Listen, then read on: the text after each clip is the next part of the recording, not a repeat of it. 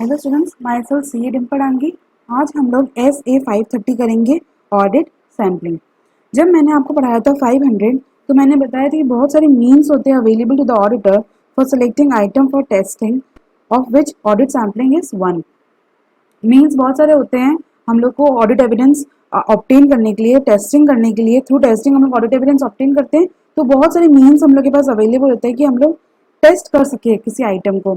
तो बहुत सारे हमने पढ़े थे, एक तो 100% टेस्टिंग कर सकते हैं, सेलेक्टिव टेस्टिंग कर सकते हैं, और साथ में उसमें एक और था कि हम लोग ऑडिट सैम्पलिंग भी कर सकते हैं। इसमें क्या होता है कि हम लोग सेलेक्टिव आइटम को टेस्ट करते हैं, फिर उसके बेसिस पे पूरा पॉपुलेशन पे हम लोग निकालते हैं कि उसका कंक्लूजन निकाल देते हैं हम लोग। उसको ऑडिट हम लोग सैम्पलिंग बोलते हैं। तो ऑब्जेक्टिव क्या है कि हम लोग को reasonable basis to draw conclusion about population for which sample selected. हम लोग को एक पता चले कि हम लोग ड्रॉ कर सके conclusion about the entire population based on some small amount of samples हम लोग जो सेलेक्ट करेंगे। फिर कुछ कुछ डेफिनेशंस है इस एसेस के अंदर। फर्स्ट है ऑडिट सैम्पलिंग का मतलब क्या होता है।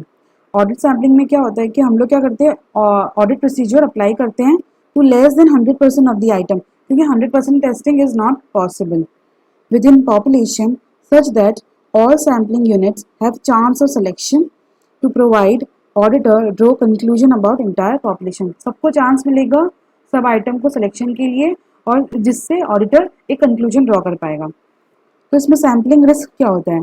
Risk that auditor conclusion based on sample different from the conclusion if entire population is subject to same audit procedure. अगर हम लोग कुछ सेलेक्टिव चीज़ों को टेस्ट नहीं करते, अगर हम लोग पूरे पॉपुलेशन को अगर टेस्ट करते तो मेरा कुछ अलग ओपिनियन आता, तो मैं इसको बोलूँगी सैम्पलिंग रिस्क। तो इसमें sampling risk lead to to erroneous conclusion. हम लोग दो गलत कंक्लूजन दे पाएंगे। फर्स्ट गलत कंक्लूजन क्या है, हम लोग TOC के लिए क्या बोलेंगे कि controls is more effective than they actually are. हम लोगों ने बोला कि कंट्रोल्स ज़्यादा इफेक्टिव है, जबकि ऐसा कुछ नहीं है। हम लोग टेस्ट ऑफ डिटेल करते समय हम लोग क्या बोलेंगे कि material statement not exist, in fact it does. Material statement exist ही नहीं है, पर सच में वो है, क्योंकि हमने एक पॉपुलेशन सैंपल को देख के रिजल्ट कंक्लूजन निकाला है। क्या पता जिस सैंपल को मैंने सेलेक्ट किया होगा उसमें कोई एरर ही नहीं हो, तो पर दूसरा जो पॉपुलेशन अगर बचा हुआ पॉपुलेशन है रिमेनिंग, उसमें अगर हम लोग अगर ऑडिट प्रोसीजर अप्लाई करें तो हम लोग को एरर मिल सकती है। तो इससे क्या होगा कि हम लोग अफेक्ट हो जाएगा हम लोग के audit effectiveness, affects audit effectiveness and inappropriate audit opinion. हम लोग गलत ओपिनियन चला जाएगा। ऐसे वाइस वर्सा भी हो सकता है कि कंट्रोल्स, यहाँ पे हम लोग क्या बोल रहे हैं, कंट्रोल्स मोर इफेक्टिव है, हम लोग को लगता है कंट्रोल्स लेस इफेक्टिव है जबकि कंट्रोल्स इफेक्टिव है।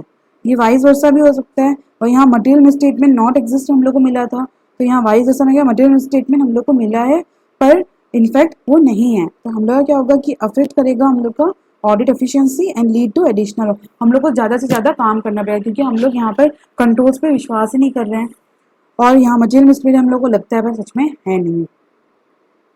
फिर आता है नॉन सैम्पलिंग रिस्क का मतलब क्या होता है। यहाँ आता है कि auditor reaches erroneous conclusion for any reason not related to sampling risk.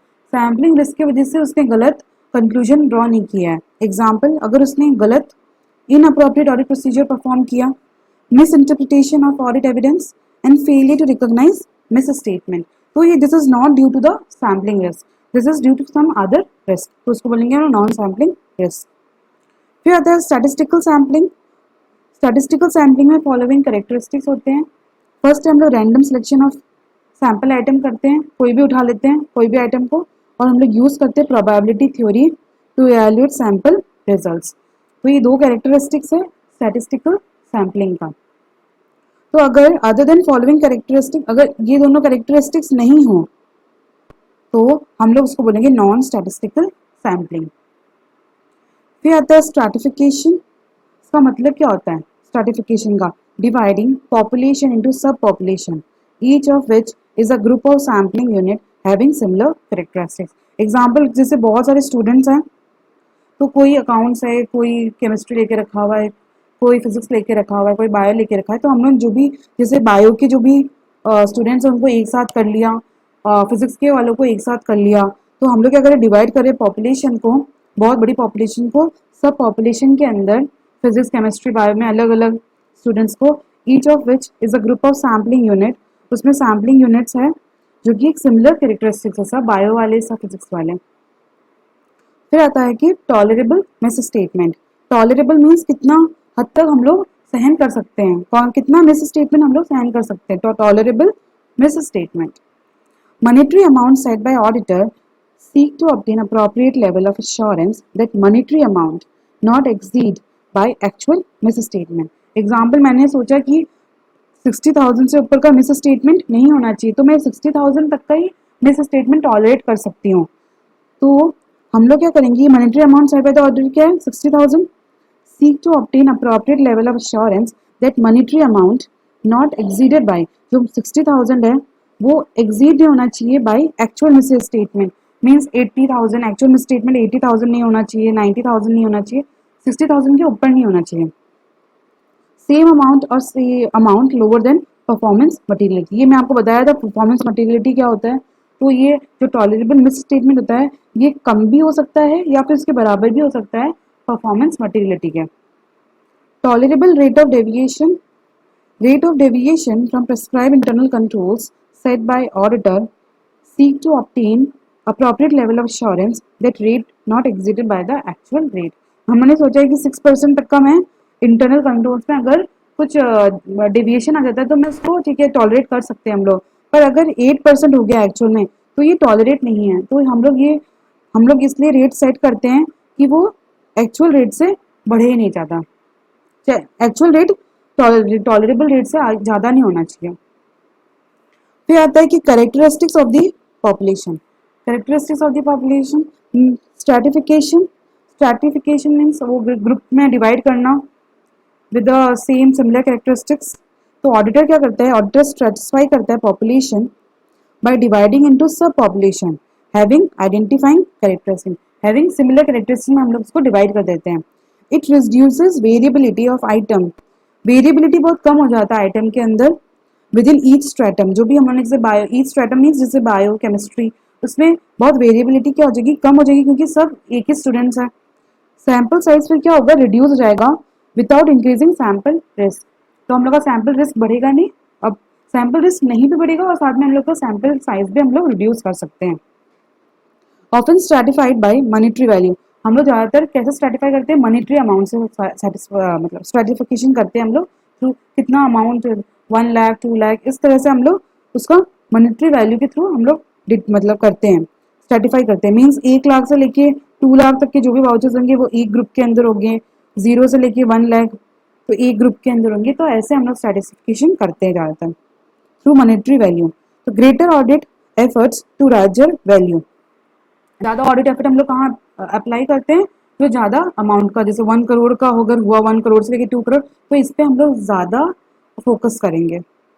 Contains over statement, क्योंकि मैनेजमेंट क्या करता है उनको ही ओवर स्टेट कर देता है उन अमाउंट्स को। फिर आते हैं may be stratified higher risk of misstatement, हम लोग वैसे भी स्ट्रेटिफाई कर सकते हैं, risk of material misstatement के थ्रू भी हम लोग उसको स्ट्रेटिफाई कर सकते हैं। एग्जाम्पल की जो डाउटफुल डेट्स होते हैं in account receivable stratified by ages, means हम लोग जैसे लेस देन 90 डेज कितने डेटर्स का हो गया उनका अलग ग्रुप बना देंगे, मोर देन 90 से लेके लेस देन 180 डेज के अंदर जो डेटर्स है उनका अलग ग्रुप बना सकते हैं। तो हम लोग थ्रू अमाउंट के थ्रू भी हम लोग सर्टिफाई कर सकते हैं और हम लोग थ्रू दी क्या बोलते हैं ना, ये बोलते हैं ना doubtful debts through the risk of material statement, क्योंकि ज़्यादा अगर डाउटफुल डेट मतलब डेज बहुत ज़्यादा हो जाएंगे अगर डाउटफुल के तो वो चांसेस है कि वो रिस्क ज़्यादा हो उसके अंदर। तो थ्रू हम लोग रिस्क ऑफ मटेरियल स्टेटमेंट भी हम लोग उसको स्ट्रेटिफाई कर सकते हैं। Example 20% of the item in the population is equal to 90% of the value of the account balance. ऐसा हो सकता है कि जैसे हम लोगों ने 1 करोड़ से लेकर 2 करोड़ के बीच में हम लोगों ने एक ग्रुप बनाया था, तो ये 90% of the value monetary amount को ही कवर कर रहा है। तो हम लोग क्या करेंगे, उनको चेक करेंगे और इवेल्युएट करेंगे result of this sample and reach is conclusion on 90%।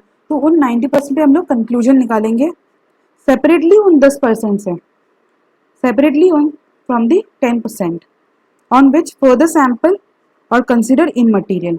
हम लोग वो जो 10% जो बच गया है या तो हम लोग उस पर अलग से सैंपल निकालेंगे या फिर उनको इन मटीरियल समझ के उनको छोड़ देंगे।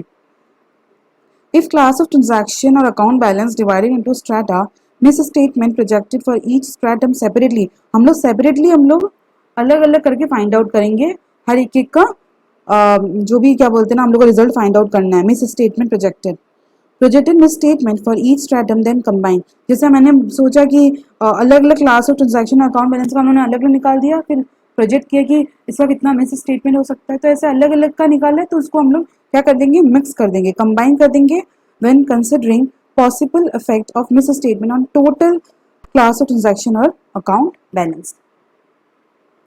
फिर आता है वैल्यू वेटेड सिलेक्शन. इसमें क्या जो भी लार्जर अमाउंट होगा ज़्यादा हम लोग इस पर फोकस करेंगे. Performing test of details efficient to determine identify sampling unit on individual monetary units.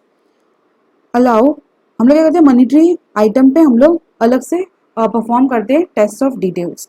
Allow audit efforts larger value पे हम लोग ज़्यादा फोकस करते हैं because they have greater chances of selection result in smaller size. हम लोग जो भी ज़्यादा अमाउंट के होंगे 1 करोड़ के वाउचर 1.5 करोड़ के वाउचर उनको ज़्यादा हम लोग सेलेक्ट करेंगे.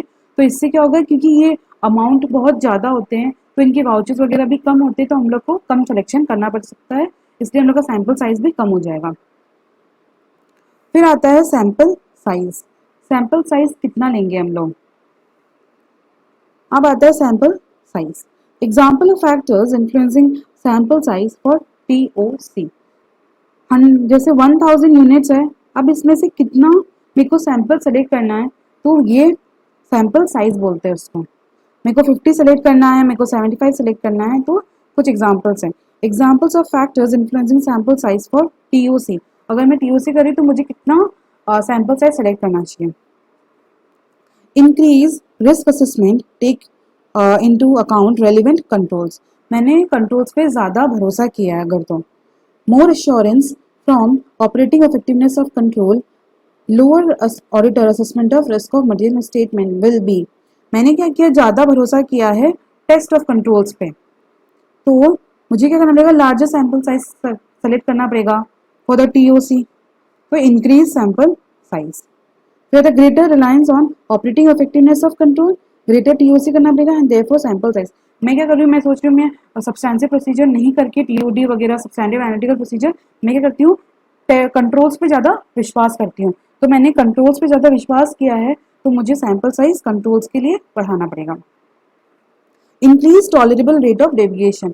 हम लोग क्या हो रहा है, इंक्रीज हो रहा है. मैंने 6% बताया था आपको, अब नहीं ये हो गया मेरा 9% हो गया है.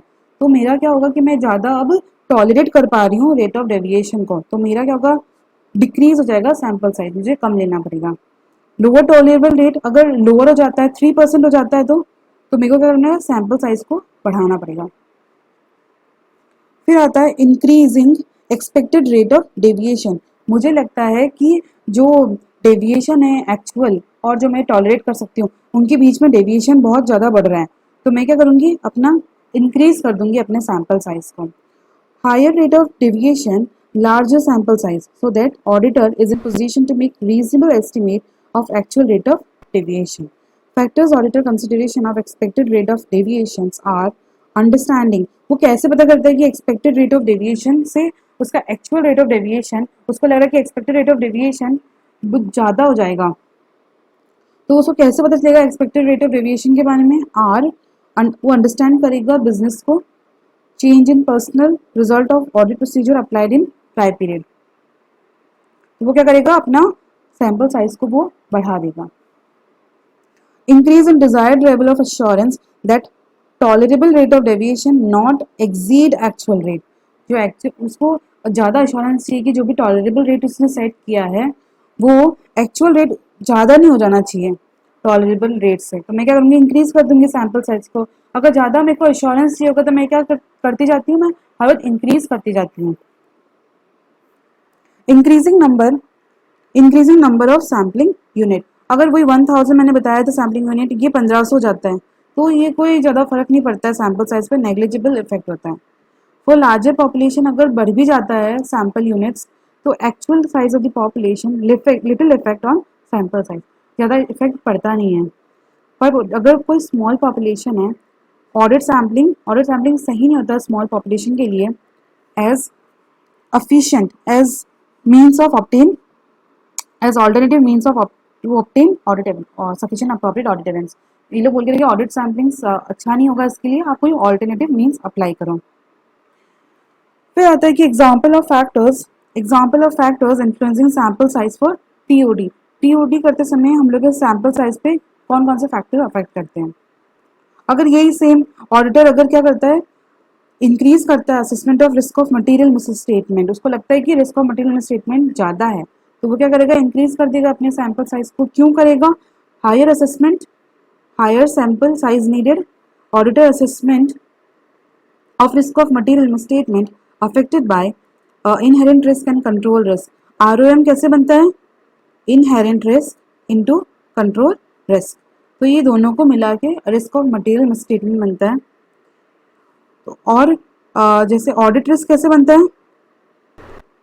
ऑडिट रिस्क बनता है detection risk into inherent risk into control risk. ये जो होंगे अगर इनको लगता है कि ज़्यादा है तो डिटेक्शन रिस्क उसको क्या करना पड़ेगा, कम करना पड़ेगा ऑडिट रिस्क को कम करने के लिए। तो वो क्या करेगा, if auditor not perform TOC risk can not be reduce. वो अगर टीओसी परफॉर्म नहीं कर रहा है तो रिस्क कम नहीं होगा, जिससे क्या होगा, ऑडिट रिस्क भी कम नहीं होगा। तो ऑडिटर को क्या करना पड़ेगा, लो करना पड़ेगा डिटेक्शन रिस्क को। और डिटेक्शन रिस्क कब वो लो कर सकता है? And rely on more substantive procedure, वो रिलाई करेगा मोर सब्सटेंटिव प्रोसीजर पे। The more audit evidence obtained करेगा from TOD, larger sample size needed। Increase in use of other substantive procedure at same assertion। अगर मैंने कोई मतलब दूसरा substantive procedure अप्लाई कर दिया है तो मेरे को ऑडिट सैम्पलिंग क्या करना पड़ेगा, डिक्रीज करना पड़ेगा।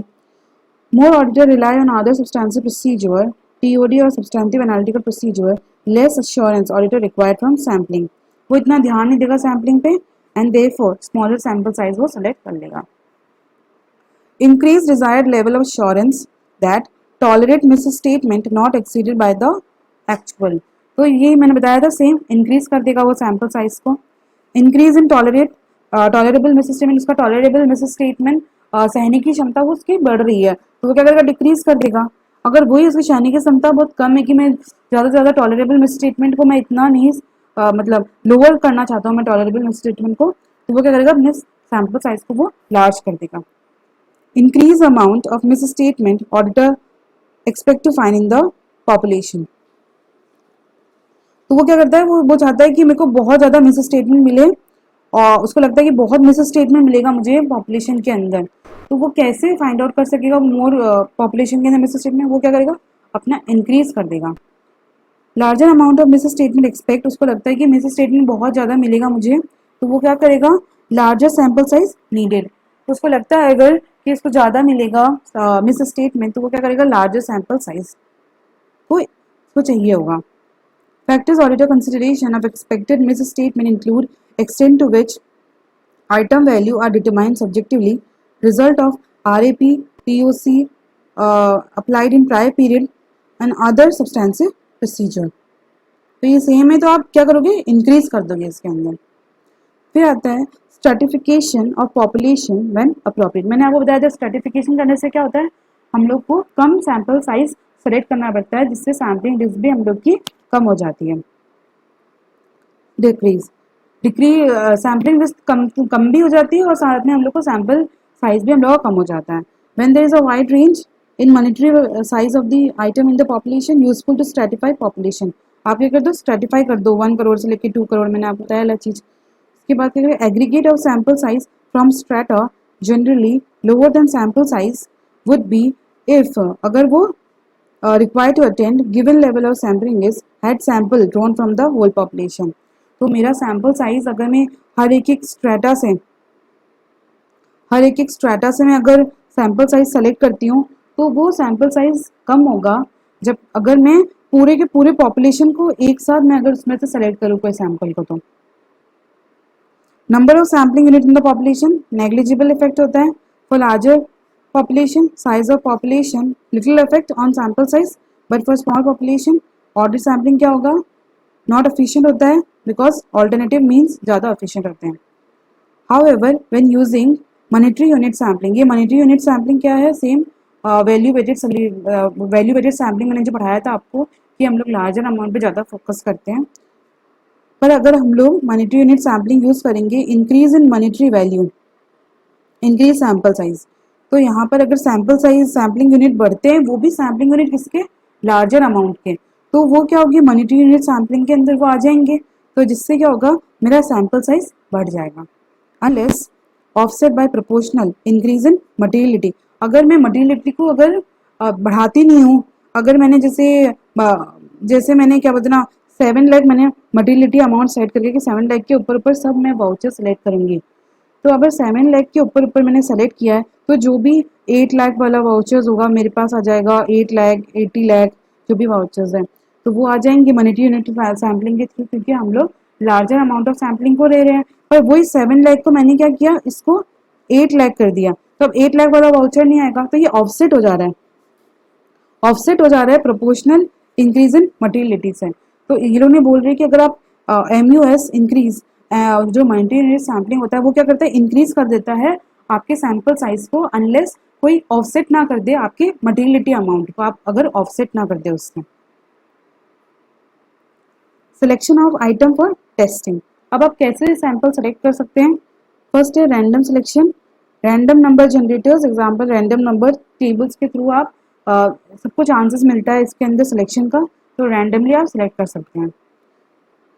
Systematic selection, number of sampling unit, जो भी नंबर ऑफ सैम्पलिंग यूनिट है 1000 जैसे, डिवाइडेड बाय सैंपल साइज, जैसे मुझे 50 ऐसा देखे तो 1000 में से मुझे 20 आइटम्स को सेलेक्ट करना है, तो 1000 डिवाइड बाई 20, तो इतना मेरे क्या सैम्पलिंग इंटरवल आएगा, मैं इतना इतना छोड़ छोड़ के मैं एक एक अमाउंट को उठाती रहूंगी। तो जैसे एग्जाम्पल 50 आया, having determine starting point with in first 50, तो मैंने स्टार्टिंग पॉइंट डिफाइन कर दिया कि मैं यहाँ से ठीक है सेलेक्ट करूंगी, फिर उसके हर ईच 50th सैंपल, उसके हर 50th सैंपल पे मैंने जैसे सोचा कि 6th वाला आइटम को मैं सेलेक्ट करूंगी, उसके बाद अब 56 वाला आइटम को फिर मैं सेलेक्ट करूंगी, दोनों के बीच में 50 का डिफरेंस रहेगा, इस टाइप का। तो ये जो 6th आइटम मैंने सेलेक्ट किया, ये हैप्पीजैडली मैं सेलेक्ट कर सकती हूँ, हैप्पीजैडली स्टार्टिंग पॉइंट जो भी होता है वो मैं हैप्पीजैडली सेलेक्ट कर सकती हूँ अपने मन से। When using it, auditor needs to determine that sampling units not structure that sampling interval correspond a particular pattern, वो सैम्पलिंग ऐसा नहीं होना चाहिए कि एक पर्टिकुलर पैटर्न पे जाए वो। हैप्पीजैड सिलेक्शन क्या होगा, select sample without following structure technique, कोई स्ट्रक्चर टेक्निक नहीं है इसकी, जैसे स्ट्रक्चर टेक्निक नहीं है जैसे हर 50th यूनिट को हम लोग सेलेक्ट कर रहे हैं, तो इसमें ऐसा कुछ नहीं है। Auditor attempt to ensure that all items have chance of selection, यहाँ ऑल आइटम के पास चांस ऑफ सिलेक्शन होता है। Haphazard selection not appropriate when using statistical sampling. फिर MUS में बताया था मॉनिटरी यूनिट सैम्पलिंग, ये क्या है, वैल्यू वेटेड सिलेक्शन के अकॉर्डिंगली लार्जर अमाउंट को हम लोग सेलेक्ट करते हैं। फिर ब्लॉक सिलेक्शन क्या होता है, selection of block of contiguous item from with in the population, हमने एक ब्लॉक सेलेक्ट कर लिया है, हर एक ब्लॉक सेलेक्ट करते जा रहे हैं जो कि सेम पॉपुलेशन है, उनके अंदर क्या है, सेम अमाउंट के मतलब कैरेक्टरिस्टिक सेम उनकी, cannot be use in audit sampling because most population are structured such that items in the sequence expected to have a similar characteristics to each other but different from the elsewhere। इसमें क्या किया, हम लोग block select कर रहे हैं और इसमें आइटम में एक ही कैरेक्टरिस्टिक्स है, पर ऐसा नहीं होता है कि जिस ब्लॉक के अंदर आइटम के अंदर एक ही कैरेक्टरिस्टिक है उसके आसपास सभी आइटम में सेम कैरेक्टरिस्टिक्स हो, तो ये हम लोग ज़्यादातर यूज नहीं करते हैं block selection. Evaluating result of audit sampling, अब हमने ऑडिट सैम्पलिंग कर लिया, हम लोग इवेल्युएट कर रहे हैं रिजल्ट को। Auditor shall evaluate result of the sample whether use of audit sampling provide reasonable basis for conclusion, क्या हम लोग इवेल्युएट करेंगे अपने ऑडिट सैम्पलिंग के रिजल्ट को, क्या हम लोग को पॉपुलेशन के बारे में कुछ पता चल रहा है, इफ नॉट अगर नहीं पता चल रहा है तो ऑडिटर क्या करेगा, रिक्वेस्ट करेगा मैनेजमेंट से कि इन्वेस्टिगेट करो misstatement identified and potential for further misstatement and to make necessary adjustments. फिर आता है कि वो क्या करता है, टेलर कर सकता है nature time and extent of further audit procedure to best achieve required assurance, example in TOC extend कर सकता है वो सैंपल साइज को, वो nature time and extent of further audit procedure को मॉडिफाई कर सकता है और वो एक्सटेंड कर सकता है sample size in the TOC। तो आप इसको पढ़ लेना, इसके फुल नोट्स भी एक बार पढ़ लेना, तो आपको थोड़ा इनको इतना पढ़ने की जरूरत नहीं, फुल नोट्स को एक बार आप 2-3 बार रीड करना, एग्ज़ाम के एक दिन पहले तो नहीं पढ़ सकते इनको, बहुत बड़े हैं ये। एक बार आपको रीडिंग करोगे तो आपको थोड़ा समझ में आएगा कि कैसे क्या हो रहा है इसके अंदर, और एमसीक्यूज ईजिली आपसे अटेंड हो जाएंगे। Thank you.